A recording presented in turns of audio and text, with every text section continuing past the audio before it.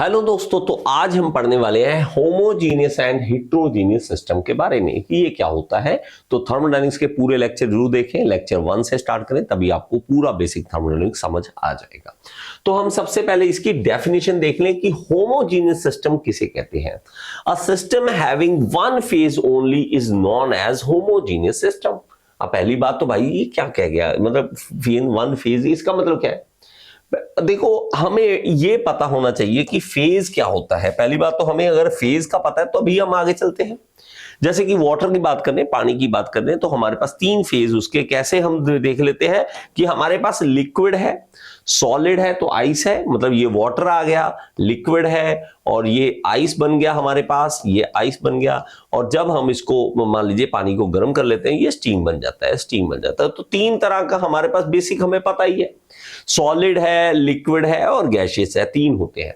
लेकिन किसी भी सिस्टम के अंदर सिर्फ एक ही फेज हो, मतलब लिक्विड है तो सिर्फ लिक्विड ही हो, सॉलिड है तो सिर्फ सॉलिड ही हो, गैस है तो सिर्फ गैस ही हो, मतलब मिक्सचर ना हो अलग अलग फेज का, एक ही हो।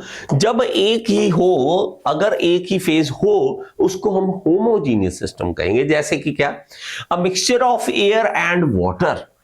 अब ये अजीब से सिस्टम है, कैसे, एयर के अंदर पानी के मॉलिक्यूल्स होना। देखो, लिक्विड की बात नहीं कर रहा, बड़े ध्यान से समझना। एयर के अंदर जब पार्टिकल घुल जाते हैं, आप कभी पानी का छिड़काव करो हवा में, तो हवा में पानी घुल गया, तो इस टाइम जो एयर के अंदर पानी है वो मिक्सचर हो चुका है, वो गैसियस रूप में हमारे पास। वहां पे अंदर एयर के अंदर है लेकिन वो मिक्सचर है, लेकिन वो होमोजीनियस मिक्सचर कहलाएगा। ओके, बात समझ आ गई। तो आपस में इतना घुल जाना कि आप उसमें डिफरेंस ही ना कर सको। ओके, और mixture of nitrogen and hydrogen, ये भी गैसेस आ गई हमारे पास।